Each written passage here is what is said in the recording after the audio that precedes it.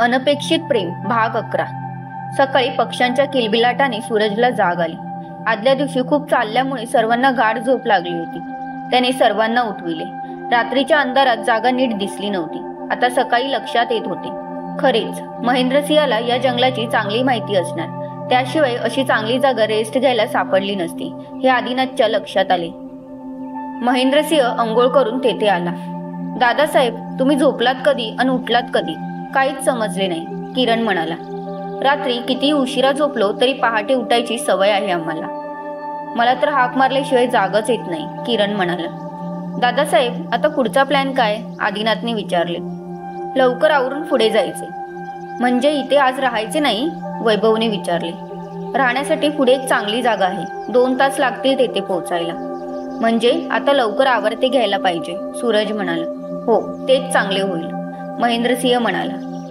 मुलांनी आपले आवरायला घेतले। सोनल आणि पायलही तयारी करू लागल्या। माधूने चहा तयार केला होता। चहा, चिवडा आणि बिस्किटांचा नाश्ता झाला। कपबशीऐवजी फुलपात्रातून चहा पिताना सर्वांनाच वेगळे वाटत होते। चुलीवर केलेल्या या चहाची चवही वेगळी होती। थोड्याच वेळात सर्व आवरून सगळे पुढे जाण्यासाठी सिद्ध झाले। झोप चांगली झाल्याने सगळेच फ्रेश होते। कालच्यापेक्षा आज थोडा सराव झाल्याने की काय, पण सगळ्यांच्यात चालण्याचा वेग थोडा वाढला होता।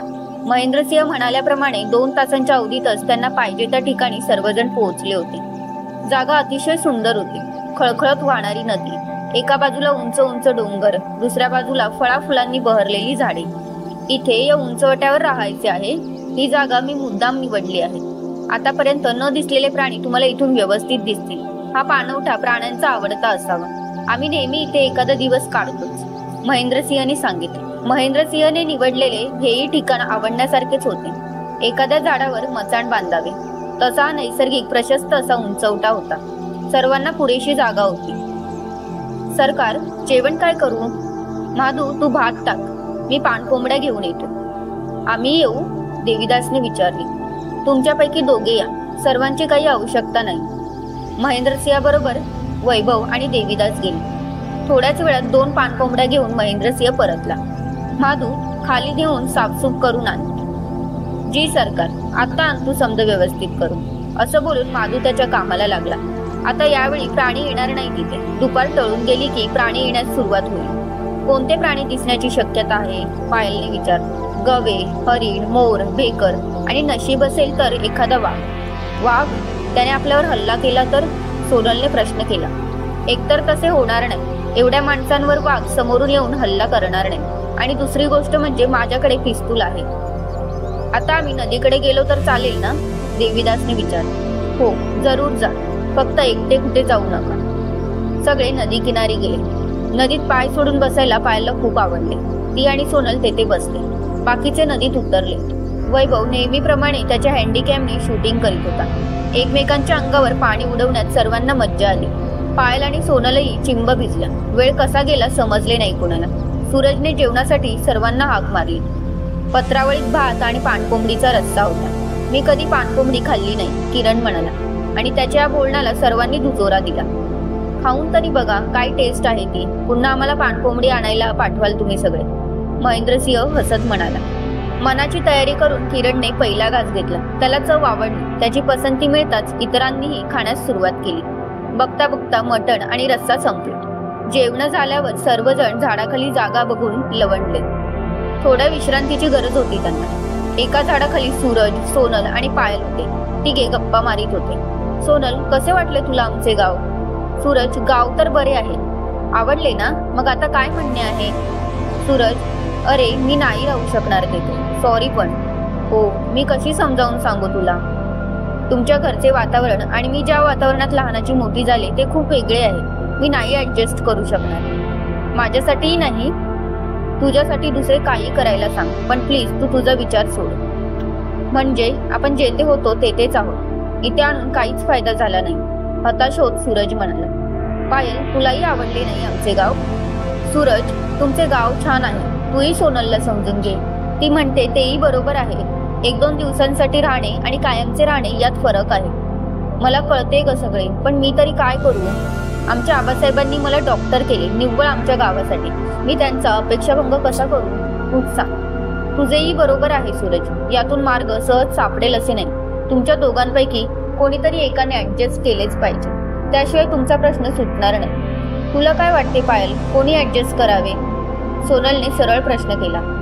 याचे उत्तर मी नाही देऊ शकणार, पायलनेही सरळ सांगून टाकले. बरे, ते राहू दे. या विषयावर यापूर्वी आम्ही खूप वाद घातला आहे. आज पुन्हा तो वाद नको, आपण विषय चेंज करूया. सूरज, तुझा हेतू साध्य होईल की नाही मला माहिती नाही, पण एक निश्चित, ही ट्रिप अरेंज करून तू मला खूप आनंद दिलास. खरेच रे, हे सर्व मी खूप एन्जॉय करते आहे, पायल म्हणाली. मलाही हे सर्व खूप आवडते आहे, पण पायल, मी तुझ्यासारखी पटकन ऍडजस्ट नाही करू शकत. मला काही एक्सेप्ट करायला उशीर लागतो. जाऊ दे तो विषय, तुम्ही रेस्ट घ्या, असे म्हणत सूरज तेथून उठला. पायलने आधी ठरविले होते, या विषयावर आपण काहीही बोलायचे नाही. सोनलच्या विरोधात शब्द जरी काढला तरी तिला आवडत नाही. शिवाय हा प्रश्न आहे त्या दोघांचा, त्यांनीच तो सोडविला पाहिजे. सगळे शांत पहुडले होते. उठा, हळू आवाज आला. महेंद्रसिंहचा होता तो आवाज. सगळेच खडबडून उठले. महेंद्रसिंहकडे लक्ष जाताच त्यांच्या लक्षात आलं काहीतरी वेगळं आहे. काही आवाज करू नका, तिकडे बघा. महेंद्रसिंहाने दाखविलेल्या दिशेला सर्वांच्या नजरा वळल्या आणि त्या तशाच तेथे स्थिरावल्या. समोर हरणांचा कळप होता पाणवठ्यावर. वैभव शूटिंग करू लागला. त्या हरणांचे बागडणे सर्वजण बघत होते. थोड्या वेळाने हरणांचा कळप त्यांच्या दुडक्या चालीने उड्या मारत नजरेसमोरून नाहीसा झाला. माधू, चहा टाक, महेंद्रसिंह म्हणाला. वय सरकार, आता करू. चहा घेऊन थोडे फिरून घेऊया. माधूने जाळात लाकडे सरकवली. तो एका पत्रावळीने वारा घालू लागला. पायल पुढे जाईल. मी मदत करू? मदत? ती कशा पायी? म्या करतो समजे. मला आवडेल मदत करायला. मी चूल पेटू? पेटव बघू, येते का पेटवायला? देवीदास हसून म्हणाला. पायल पुढे झाली. तिने भराभरा लाकडे चुलीत ढकलली आणि ती माधूसारखी फुंकू लागली. तिने एकदम एकावर एक रचलेल्या लाकडांमुळे दूर झाला. चूल पेटेना. फुंकून फुंकून पायल दमली. पत्रावळीने वारा घालून काही होईल. अगं ताई, अशानं कवा पेटायची चूल? माधू म्हणाला. प्रयत्न करते, पण काय झाले कोणास ठाऊक. सरका वाईज बाजूला, म्या धावतो तुम्हासनी. अगं, अशी लाकडं घातली तर त्याला वारं कसं लागणार? म्हणत त्याने त्यातली काही लाकडे बाजूला केली. चुलीतली लाकडे व्यवस्थित लावली आणि त्याने फुंकर मारली. लाकडे पेटू लागली. पायल, गॅस पेटवावा तेवढे सहज नाही म्हटलं चूल पेटवणे. सूरज हसत म्हणाला. कळलं. आता पुन्हा जेव्हा चूल पेटवायची तेव्हा मी पेटवून दाखवतो.